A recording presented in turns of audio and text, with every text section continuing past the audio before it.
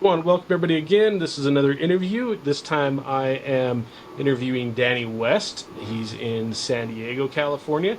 This is another guy I've met in the Luth group, which is where I'm going to be doing a lot of these interviews for a while. Just 'cause I got to get to know these guys kind of every day through the Luth along, is what it's called, and just kind of sharing stories and now Danny has volunteered to be my second victim in this, and I've got a few more lined up now, and we'll see how this all goes. But welcome, Danny. Thanks, Luke. I'm excited to be here in my shop and in your shop at the same time. Right? Yeah, I like this format because it's kind of you kind of see all the chaos and craziness Oh behind yeah, all of us. yeah. I But call all my right, shop. I call my shop the 200 square feet of chaos. smaller for that reason. Have more space just to make the chaos deeper. As it goes to the edges, it just nice curvature of chaos up there. But okay, so you're in San Diego, California, right? Yeah, So you're dealing with all the high crazy prices out there nowadays. absolutely. It's insane. Yeah, we didn't get much into that with Grace at all, and I don't probably won't touch on it too much here because that's kind of not what we're going for. But that's it is interesting as we talk back and forth to all the different guys and different rates and all their different challenges. But I wanted to real quick. Do you have any like social things so when guys want to look you up, they know where to look for you? Yeah, if I'm on a platform, it's just usually West Guitar Works. I used to be more active on Instagram, but not so much these days. But yeah, I think I have a Facebook page. And find me there. Guitars, just type that in, they'll find you. West Guitar Works. West Guitar Works. Yeah. Sorry, you said that. Dyslexia kicked in. All right, so now you grew up in Southern California, right? Yeah. I grew up in San Diego, so So you're hometown in it. yeah, which is kind of weird because there's not many people that are, you know, native San Diegans or born in San Diego, and so Big thing here, like I'm a local, and this is my hometown, but yet most people I talk to have either moved in, and a lot of the local families that I knew have all moved back out. So yeah, kind of the same ball game where everybody moved in. Has yeah, they've been here for 20 years. So they are technically a local nowadays.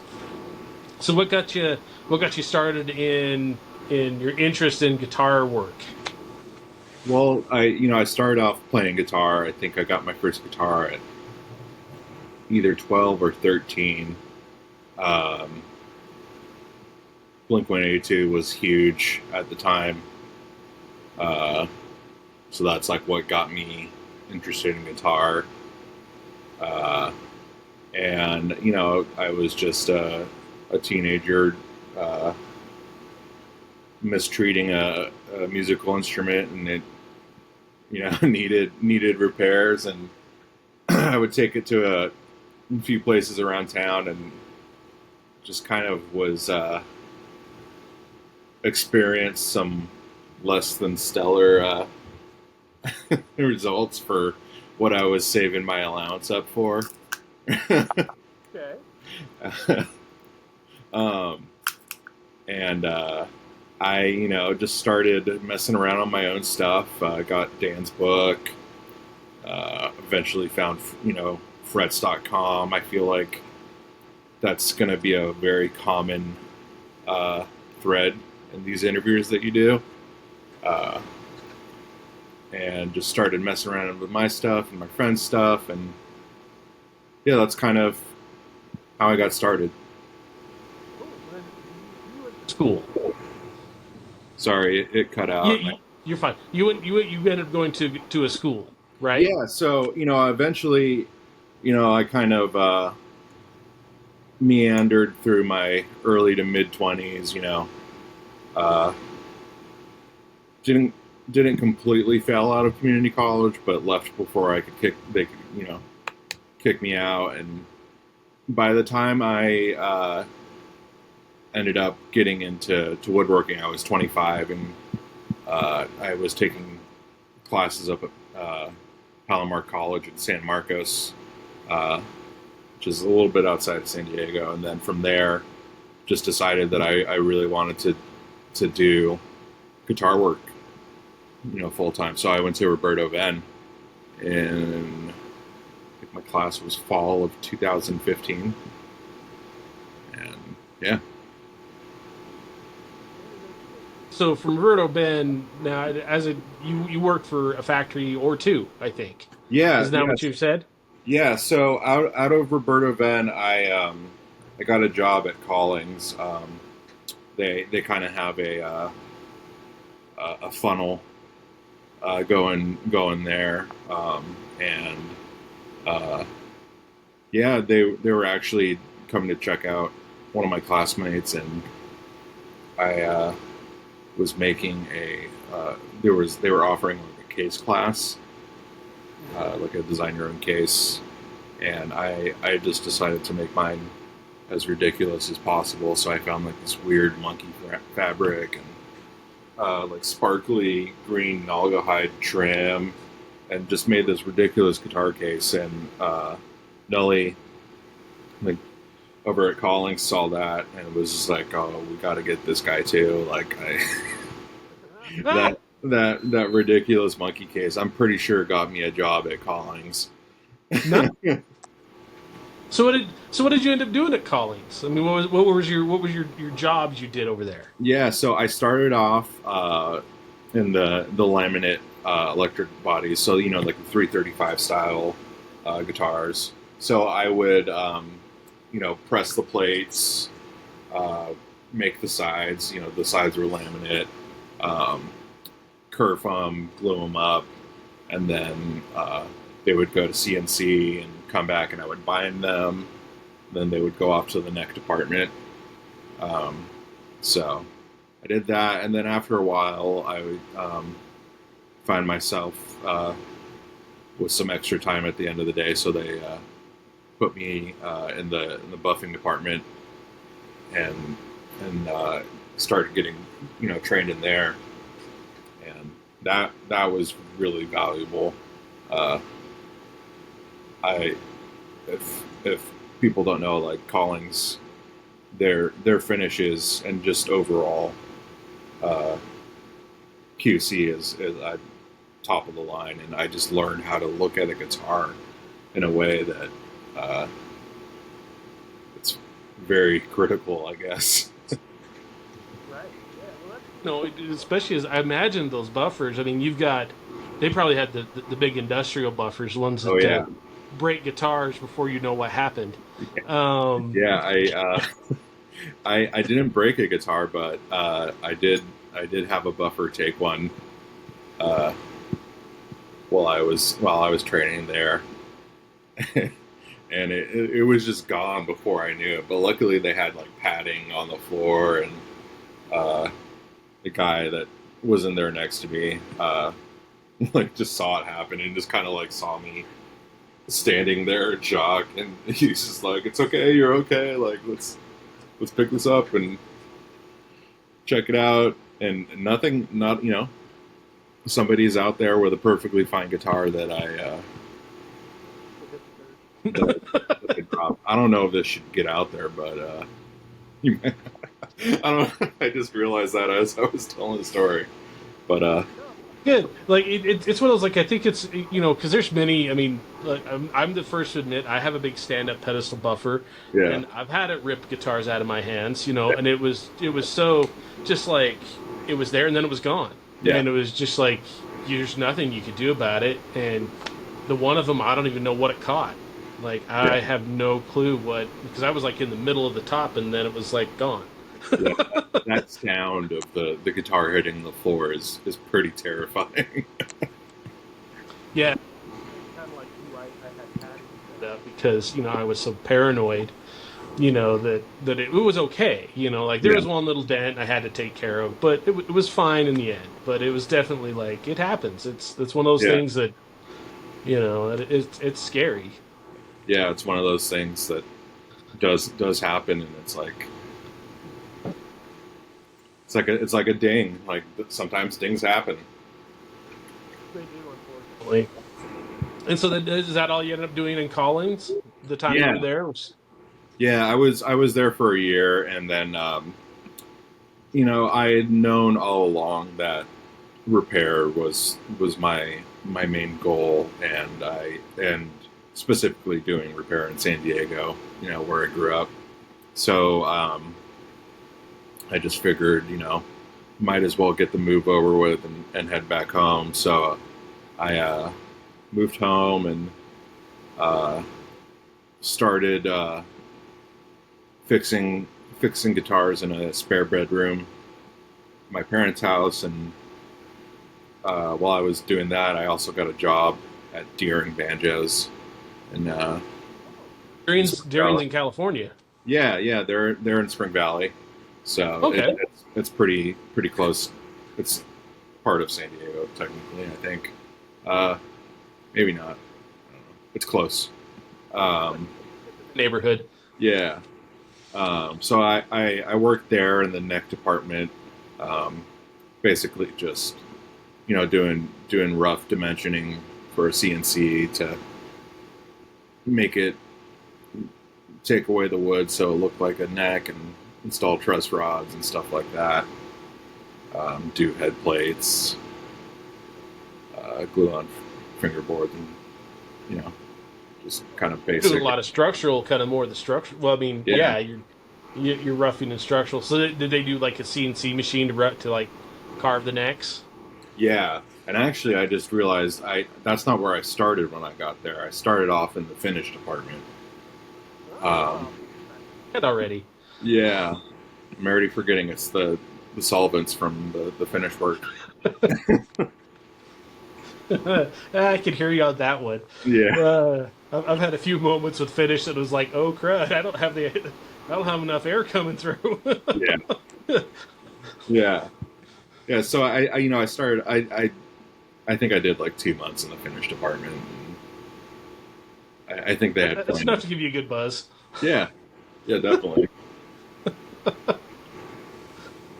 And then from So, there, I.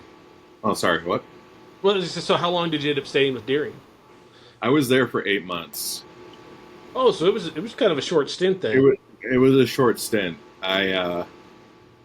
Yeah, I just once again it was just kind of a job that I took to make some money and pick up some skills, and kind of keep moving towards my goal of uh, starting a either doing repair or starting a repair business in San Diego. Cool. Yeah. So Uh, were there a lot of other? I mean, so you said there were some other shops when you were younger. Were there still like a lot of shops just kind of locally in your area then? at that point, no, I think we're the dark ages of San Diego guitar shops have kind of has begun. I'm trying to. I would say like by like 2012, like most of the mainstays had closed their doors. Um, and I feel like now we're kind of getting some more cool shops popping up, but yeah, there's kind of a for the amount of people that play guitar and buy guitars in San Diego, there's not that many guitar shops. It's an interesting thing that I've seen here as well. That it's like and population wise, I shouldn't be in this town because there's just not that many people. I mean, there's only what in Cedar City alone. I think there's like 50,000 in the whole town. In the Yeah, whole county, there's like 65,000. So there's really not that many people here. And so like by number wise, I shouldn't be here, but we have enough people play something that I can make a living. But I know like Salt Lake City and Vegas both, are kind of like I'm actually starting to see kind of the runoff of them because the few shops they have are so overwhelmed Yeah. and they're losing shops that they're actually starting to come. I mean, they're driving 200 to 300 miles to see me, and so it's this weird it's weird to think someone's willing to drive that amount of time to drop off a guitar. Yeah. But when they have no other choice, and all the shops up there are 2, 3, 6 months out, they're willing to make a drive. So Yeah. it's a crazy thing. And I think we're kind of losing a lot of the techs out there. A lot of them are getting on in years, and just not a whole lot of the younger generations have picked it up. Yeah. Yeah. That first wave of, of Luths is retiring and checking out. Right, exactly. That's what we're seeing in Salt Lake City. Is Yeah. there's a bunch of them that are just they're in their 80s, and they're either dying at the workbench or they're just Yeah. retiring. One of the two. So, well, what was your so you got out of Deering. So what was it was kind of like the first little bit of your business like for you? Yeah. I mean, first, so how long have you been in business? I guess is another question to ask. I think I got my business license in 2018. Okay. But I had been, doing repairs before I was working at Deering, and while I was working at Deering, I would come home and do repairs, um, and then left Deering and tried to do repairs full time, and it just wasn't there yet.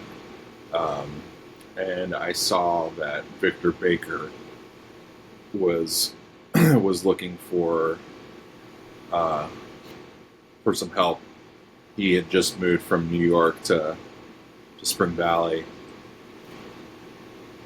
and so I hit him up, and I started helping him out, and helping him out with builds, and he got to know me, and knew that I wanted to get into repair, and he's like, "Well, why don't someone picking Sorry, up the guitar?"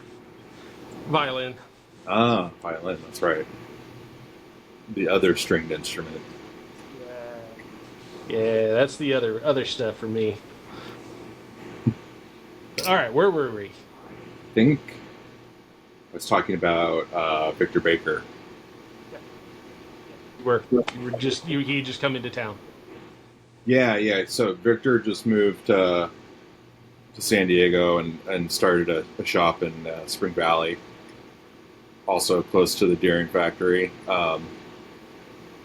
and was looking for some help. And I ended up, working for him and helping him build. And as he got to know me a little bit better and found out that, I was more interested in repair, he was like, "Well, why don't I just have you do my basically we call it post paint, which was I leveled the frets, installed all the hardware, installed the electronics, set it up, and made the nut." So that was really great work for me to have early on to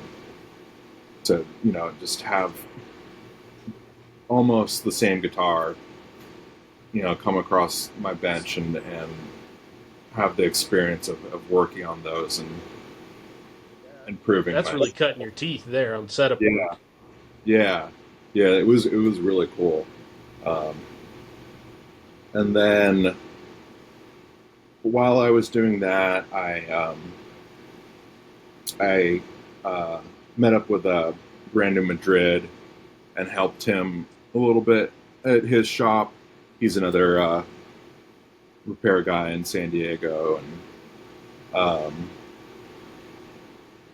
helped him out for kind of intermittently for probably like over a period of a year, while I was doing my own thing, and just slowly but surely, my repair business, started to take off, and I was able to move it out of my parents' house into the spot that I'm in now, and been here almost 6 years, I think. Okay. So Slow yeah, start. Just kind of gradually working your way up. yeah, yeah. It's it's a long. It feels like it was, you know, it feels quick, but it wasn't. It was. Time is weird like that. It's kind of like I did.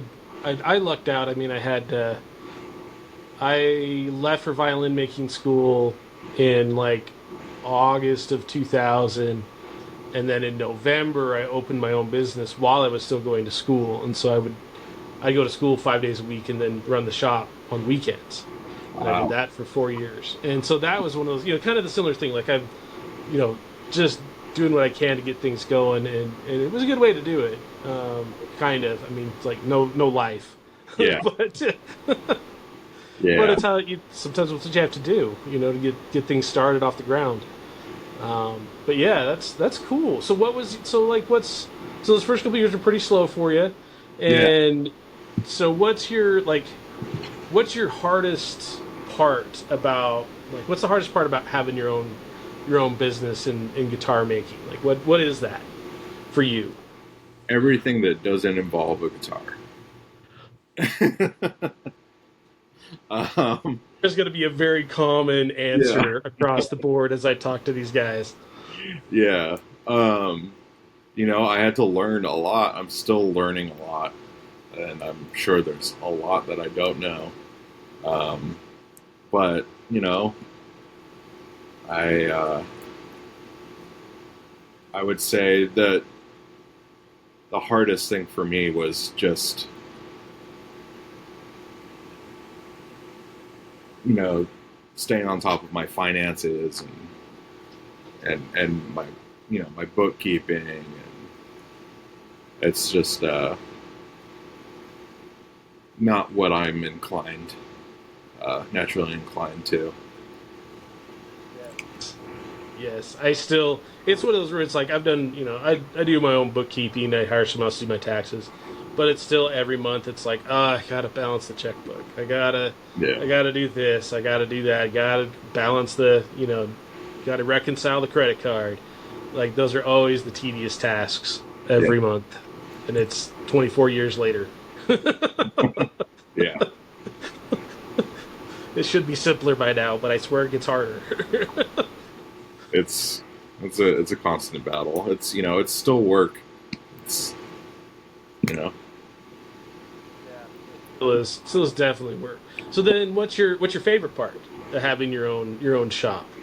Like, what's the pro? Bro. I mean, you decide your own schedule. You don't have to ask for a vacation day and hope that your manager approves it before you can start planning, or um, you some you're the buck stops with you. So if there's something that you're not happy with, you can change it. um, there's no uh, managers, and I was lucky to have great managers, at both of the manufacturing jobs I had. But still, I feel like manufacturing it takes a certain uh, type of person, and I think a lot of us, when you're like have that romantic idea of being a person that works on guitars, it's not, you know, The assembly line. yeah. And I was lucky enough to have really really cool jobs within manufacturing, and do a lot of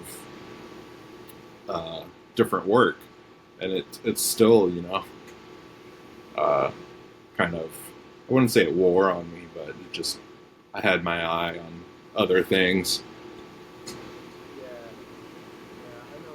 I know a couple guys that have been in the manufacturing realm and only made it a couple years, and they were fell out of love with it very quickly. Yeah, It just would have turned into a job real fast, yeah. you know.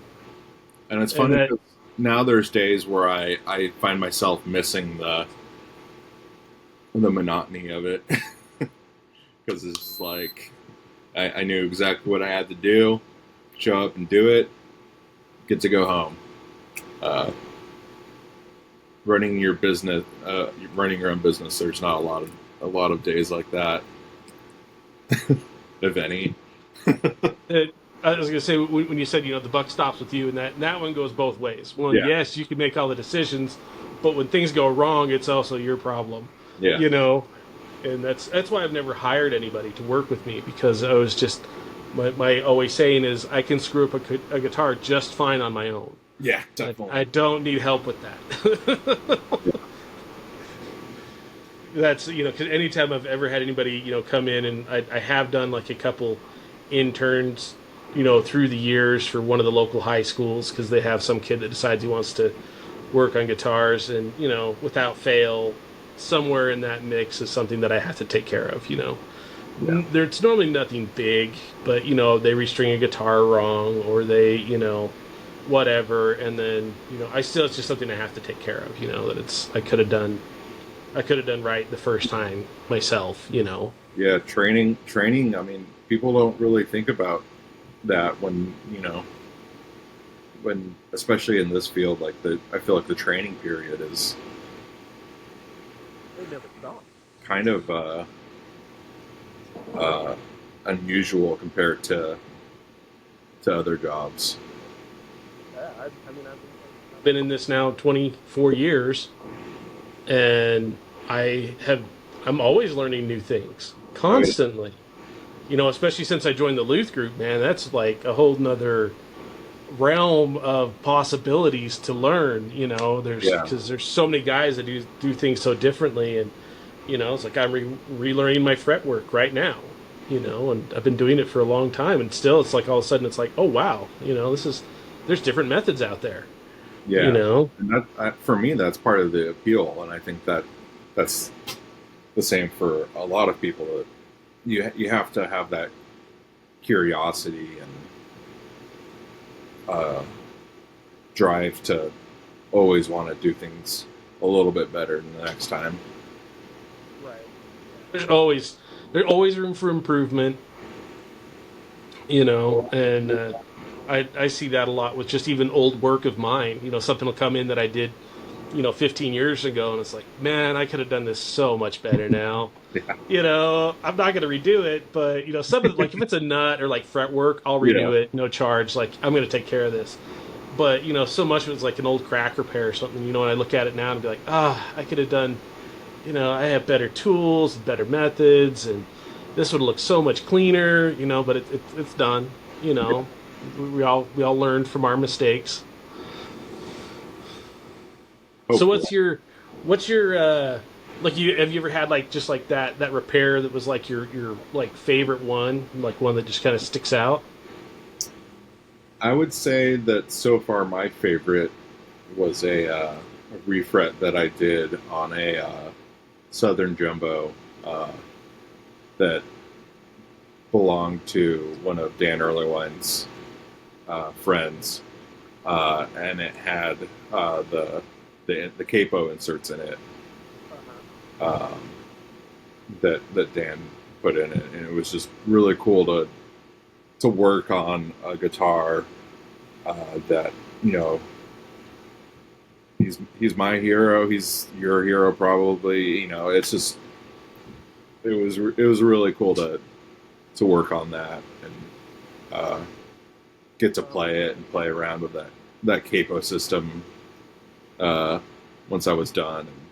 And that I think was one of the most satisfying jobs I've had. Cool. So Yeah, so now on the flip side of that coin, what's the worst one? Like what was that one that just went right down the drain and all that fun stuff? I restrung a sitar one time. I've done that once too. Yeah. That was enough. I spent a day doing that, and I was just like, I'm never doing that again. uh, but something more guitar related. Let's see. There there was a guitar that it was like a parts caster, and the finish hadn't cured correctly uh, on on the body, and it had a Floyd Rose. Let me see if I can find the tool. Just a sec. Nice. I had one of these guys, Uh huh. and I left, did my work and took this off and found this imprinted into the finish. Oh, And oh it man. was just like, oh god, okay. It was, it wasn't super deep, so I was like, okay, I'll sand it and buff it out. And the second I took the buffing wheel to it without much pressure at all, just I just saw it tear through the finish. It wasn't even a burn through. It was just like it was like if you had placed a piece of saran wrap on the guitar. It just was like, and at that point I was just like, well, I guess I'm buying this guy a new body. Uh, so I mean, I didn't even really have to fix that one. I just ended up taking the hit. But that one, I think I lost some sleep over. That's great. They had to have been. Nicks must have been wrong that day, or Yeah, they put the coats on too fast, or yeah, that's a crazy one. Like I've had old finish pop off, but I've not had like a new one just slide off the guitar. yeah. It was, and it was like it kind of like bunched up. Like it was so weird. I've never seen anything like it. Um, Crazy. I've never run into that. I've had a few that have taken impressions yeah, before. Like you just rest something on it, and next you pull it off, and there's the imprint. I'm like, oh, yeah, but I've never had one where I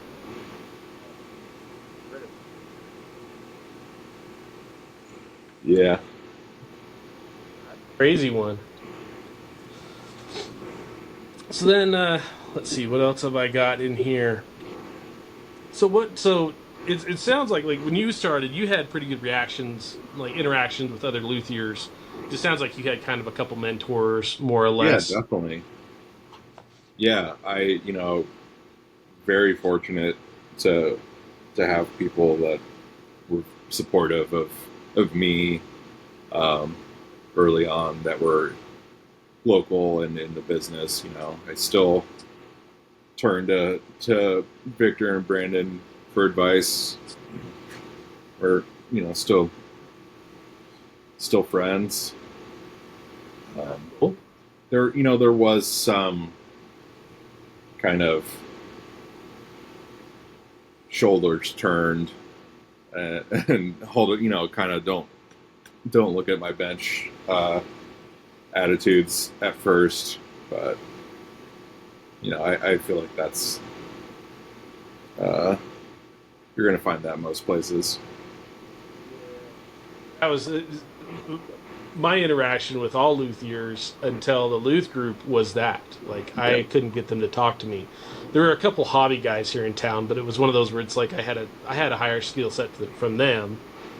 So it's like I couldn't really ask questions to anybody. yeah, But that was that was the part that I really liked coming into the Luth group was just that it was a bunch of guys that are willing to answer questions even if they're stupid, and yeah, just because you so many things you learn just from someone else's experience. yeah. The acceleration of my personal skill set and knowledge just from my involvement with the Luth group. Uh, it's crazy, like how much it has launched me Yeah. forward, and it's just like you back in the day you used to have to go to Asia and Gal conventions and Northwoods, and now as much information as that was being put out in those seminars is happening every day. So yeah, Yeah, that one is hard. That is the craziest part of it for me. Um, and then what do you like? What's one of your skill sets that you feel like you've got hammered down? Like this one, I've got this one mastered. Like what's that skill set for you? man, I wouldn't say I have anything mastered. Like I I like to focus on fretwork and try to you know perfect that as much as I can. But um, I wouldn't say that there's anything that I've I've mastered. Um, Enough. I guess I could say I specialize in in fretwork. Fair enough. Yeah, trying to And think. then what's the one thing that you're like you feel like you're still working on? Like what's that job for you that you're like, yeah, I can do it, but I got a lot to learn still. Yeah, I feel like it takes me too long to make nuts. Okay. Like, I'm 9 years in, and it takes me hour and 20 minutes to make a nut. Well, that depends on what you're doing with that. I mean, so like if you're doing that real high gloss buff, then Yeah, that's not unreasonable. yeah, It's really not that far out.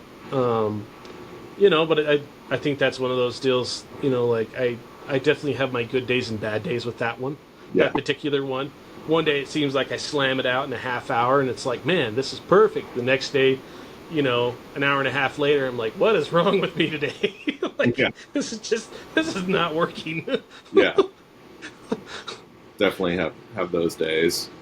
Yeah. Um, I feel like I am very early into neck resets and more of the advanced acoustic structural repair stuff. It's that That one. those kind of jobs I only take a couple on at a time and just kind of take my time and educate myself as much as I can while I do them. That one's never like still like me particularly. That is one that like I'm pretty comfortable with a neck reset nowadays, but at the same point, like I feel like I have plenty of them surprise me still. Yeah, Like I get part way through and I'm like, oh, this is what's going on. Like this is different by a lot. So I still feel like it's like I feel comfortable doing it, but at the same point, not so much that I don't get surprised a lot still. And structural repair, I think, I personally enjoy doing the structural repair, but at the same point, I feel like every time you do it, it's new. Like yeah, it's never the same. Like a loose brace, like yeah, the method to glue it, but it still feels like it's the first time every time. Like yeah, it's just something's different. It doesn't react the way you think it should, or you can't get the clamps in quite the same direction, or something like that. So it still feels that one to me still feels like it's new every single time. I don't know if that'll ever change. Maybe after I do a couple thousand of them, I'll be like, oh yeah, I got this. But I feel confident in doing them, but it's still interesting that way. yeah. Yeah, and that's one of the cool things about what we do is that there's such a wide variety of skills that come into play. It's not just one discipline. It's not just woodworking. It's not just electronics. It's not just finish work. So Yeah. Finished work for me is always the one that's like I feel like I always feel like I just get to understand it and then have to relearn it again. Like, yeah, I and just, I just finish work is rough, man. It's dirty. It's not great for your health. It's and for me, as I feel like, and I don't know what it is, and it's like one time I swear I do like a color correction, and I nail it, and then the next time it's like I've never done a touch up, obviously, because this is just so far off, and no matter what I try, it just gets worse, yeah, And so that one to me is just like I don't understand. It's like I don't have enough of a haven't built up enough knowledge yet to figure out exactly what I'm looking at. yeah. I think it's especially touch up and color matching and stuff like that. That's one of those things that you have to do. If you're gonna be be the guy, like you have to do it pretty often to keep you know, those reflexes and skills and just to be able to make money at it. Otherwise, you're just going to be, you know, mixing colors and trying to, like, it's just throwing money out the window. Yes, that one. That is. I think that one. That one for me is probably the one that I struggle. You know, time in and time out with. Yeah. It's just that one. I feel like the clear finish. Like I've got that down where I can do a drop fill in a clear and buff it back out, and it Yeah. it looks solid every single time. But that color correction, man, that is such a skill set, Yeah. and I do a lot better with the older instruments than I do with the more modern ones, and I think it's just the pigments that I just don't understand yet. But Yeah. someday, And with the older stuff, it's a lot of just like, what kind of brown are we doing today? yes, lots of reds, lots of browns, Yeah. you know, little bit of yellow, and you can nail this sucker, Yeah. And especially, I think it's also that you find more color variation in old guitars, and old instruments. Not they always haven't faded evenly, and so like you Mhm. can come up with something in that realm. Yeah. It's not like you don't have to hit like one color; you can kind of hit a spectrum, and it blends in. It matches that funkiness that's going on in there. Yeah. Yeah. It's easier to trick the eye. Yeah, that one is true. I have a project right now that I'm procrastinating because it's going to require me to pull the finish off the back and redo it and try to make that look Ooh. brand new finish the entire back to match the back, the sides and the top. I'm just like I don't know. Don't envy you. No, I'm gonna have to figure that one out, but it'll happen. Not to the customer and see how much exactly he wants to spend. So then, would you ever work for someone else again? Like later in life, like if something happened to the shop, would you ever go back, or would you just stay on your own? Yeah. I think I would.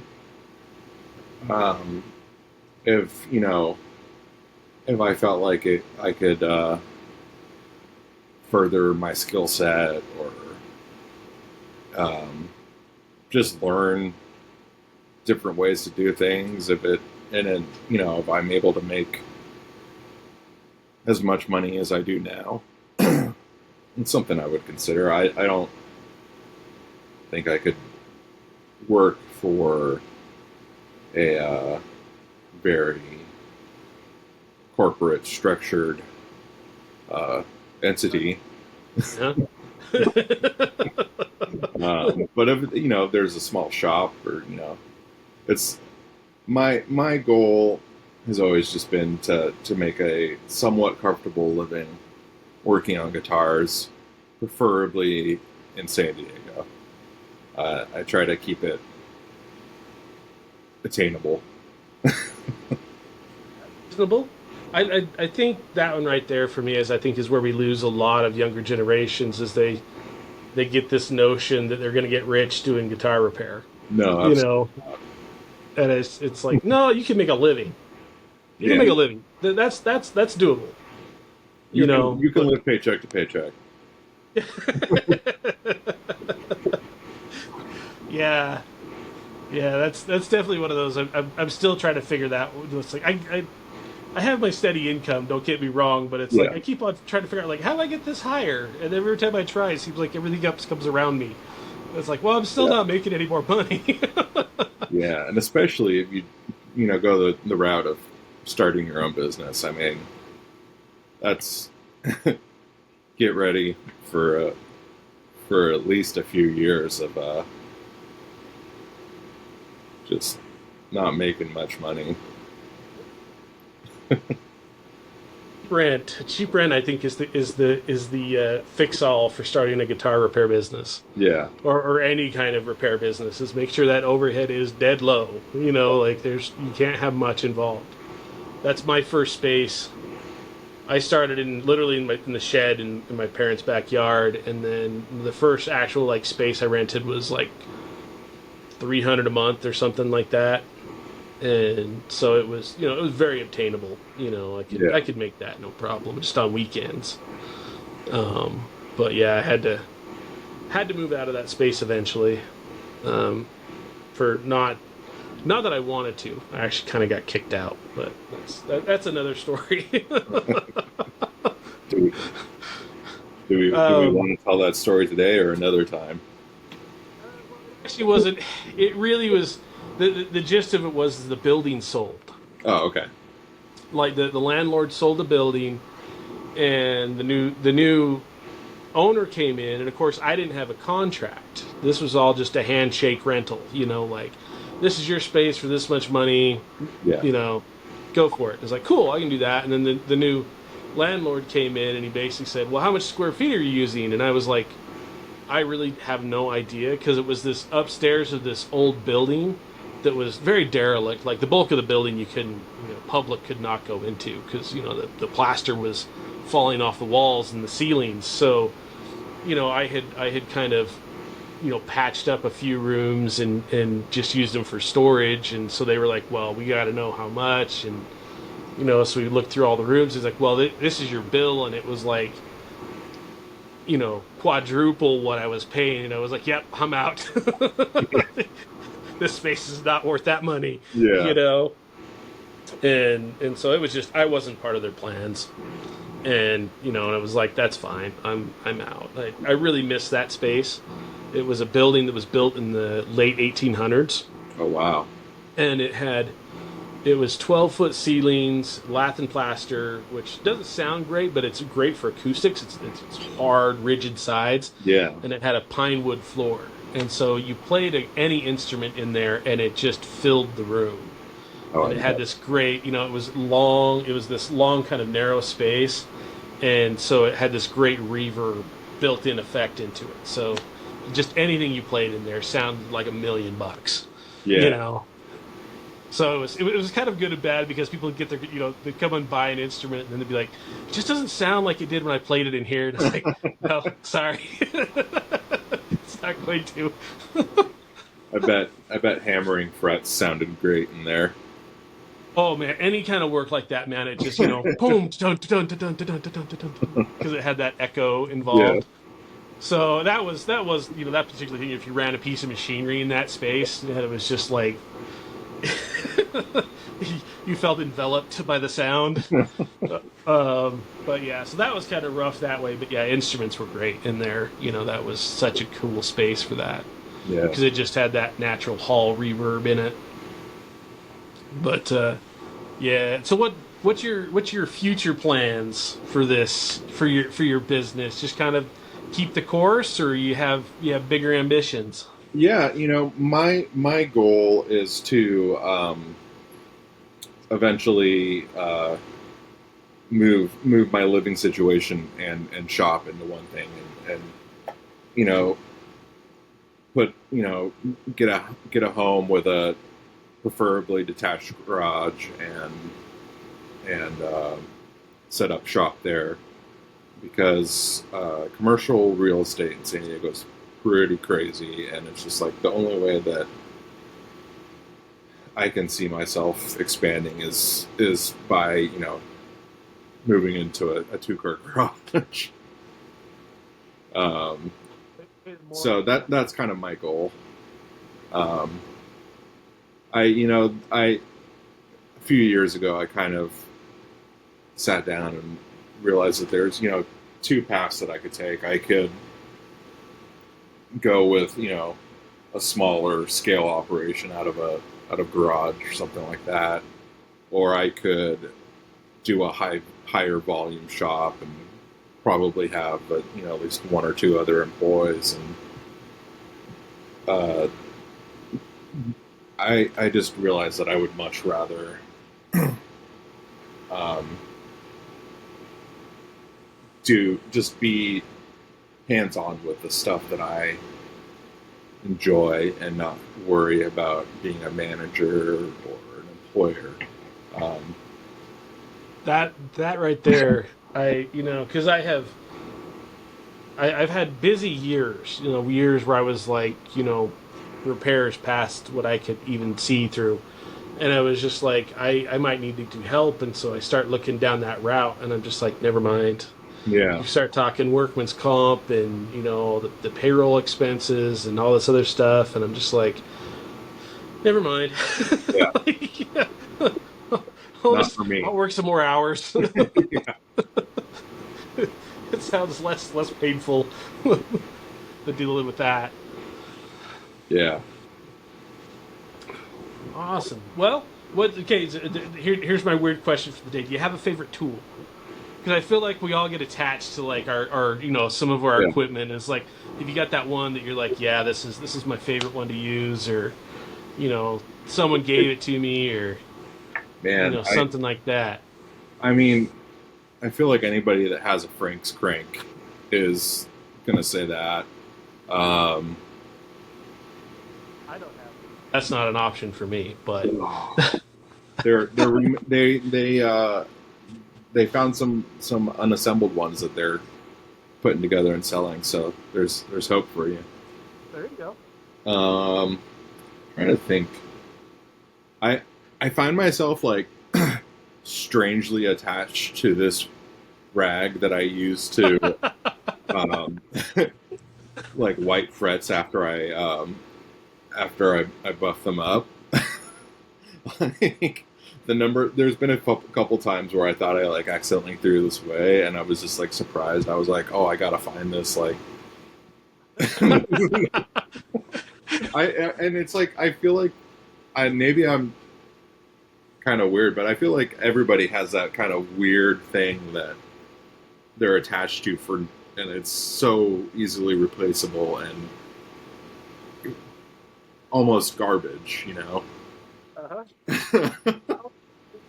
And as I've talked to different people, it's like everybody kind of has that one tool that they just, for whatever reason, they got that connection, they got that, they use it enough, or it gives it like for you. I'm sure it's that you're buffing it off, and that's showing you like your final result. Yeah, And you get that satisfying, like all the smears off. It's nice, and it's got the Instagram perfect shine on it now, yeah, and so it's like it's got that satisfaction. It's that dopamine button every time. yeah. You know, The frets are going to be look like that for another minute before they start oxidizing.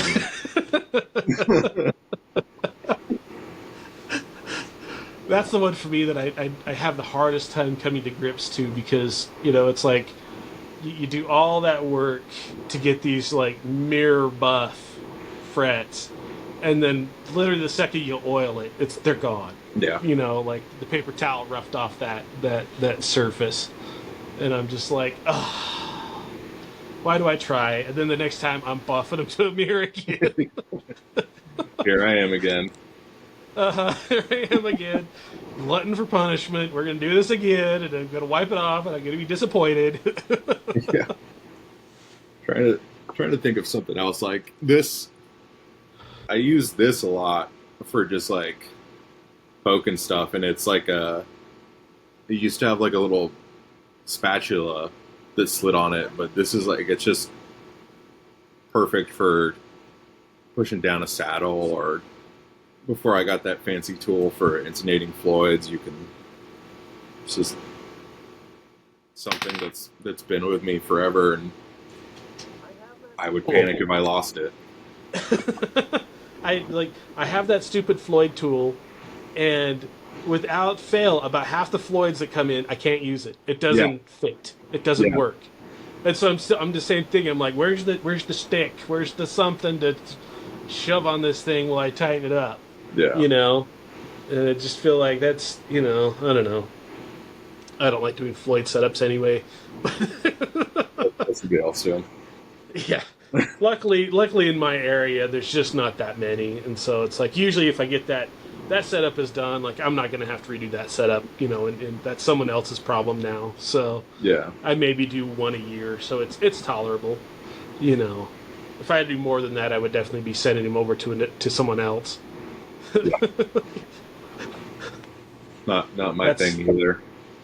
Yeah. I work on mostly acoustics, as you can see by the wall behind me of acoustics. Like that is 95% of my job, and I do a lot of crack repair. That one right there. Oh, I bet. So it's the joy of my area. Do you have one of those like in your area? Is there like one particular like break or damage that you see like time and time again? That's like this is my bread and butter fix. For some reason, it's guitars with unseated frets. I don't know what's going on, but I'm gluing and reseating so many new, used guitars that I'm able to get a 5,000 feeler gauge underneath the fret. So there's a lot of that. That's one I don't really deal with much. Like I really yeah, I have the occasional, Yeah, but like that's one that I so rarely see. But in my dry climate, I feel like the boards probably shrink and like latch on to those fret tangs. Like yeah, it's just like they can't move around. Um, and I see a lot of for me it's fret sprout and cracks. yeah. Both are humidity issues. So like pretty much almost every guitar that walks in this door has fret sprout.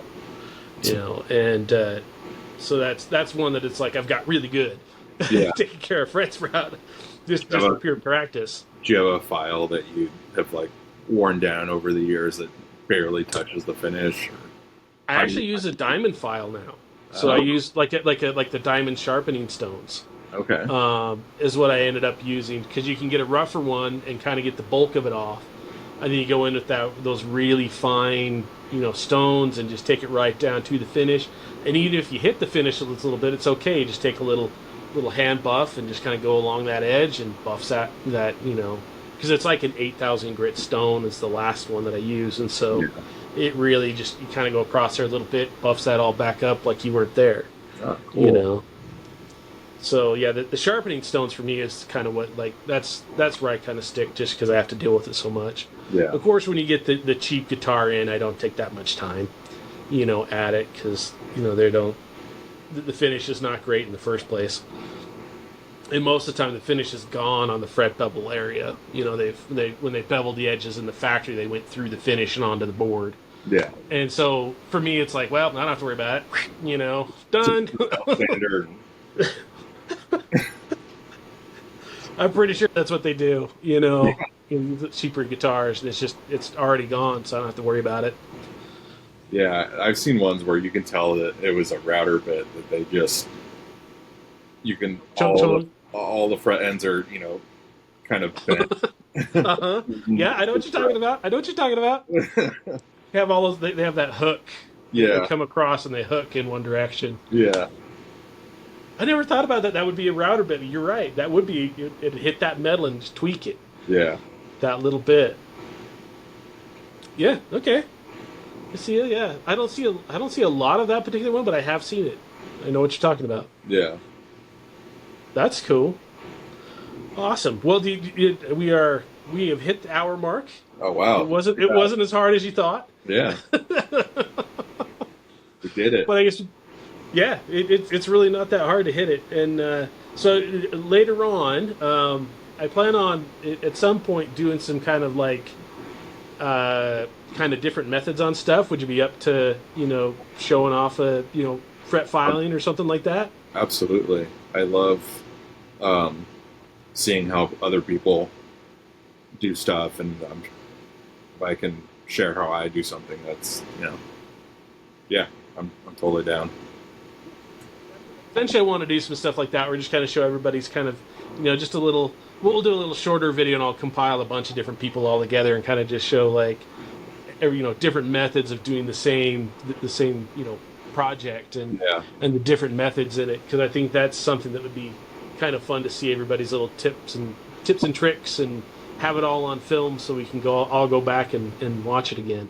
Yeah. Because I know I'll learn as much as anybody on this stuff. Yeah, and then being able to go back and watch it, because I forget stuff. Especially if it's one of those deals. Like, I feel like fret work is probably one of those we all keep pretty good close tabs on, but I know like a lot of the structural repairs, it's like, yeah, I've done that, but now I have to like go back and think like, what the heck did I do? Yeah. Like I gotta go find the calls that I made for that, and I gotta remember like, okay, what did I do for this, and how did I set that up, and of course it's usually about halfway through the repair, and I go, oh yeah, I did it this other way. Oh yeah, there was a better way to do this. Yeah, I remember now. Dang it. Awesome. Well, thank you, Danny, for doing this with me. And Yeah, thank you for inviting me to do this. This is cool. I'm excited to see where it goes. I think it'll be really fun just to kind of give you some little bio, and show people it is possible. If you want to do it, and kind of really realizing the expectations of it. Yeah. I think will be a lot of it, and just kind of letting people know that if you want to do this as a passion, it is possible. You know. Yeah, you have to care. You do have to care. That is I think one of the biggest deal, and I think so much of it is there are many guys that they have the skill set, that they can do the guitar work, but they always end up failing on the business end. Yeah.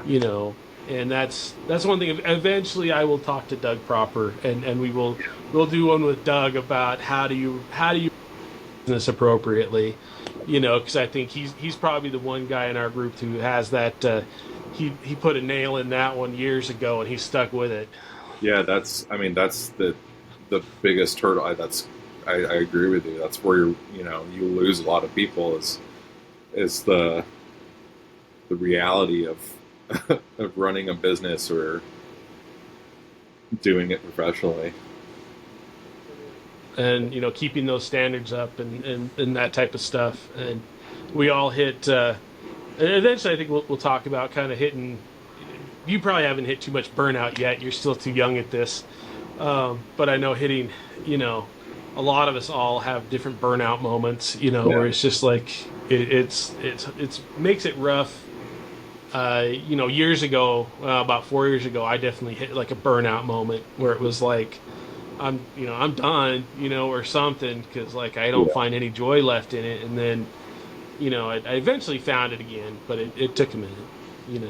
A lot of just slugging through some days to figure out what I was doing wrong. It's usually you just figure out that you need to take at least one day off a week.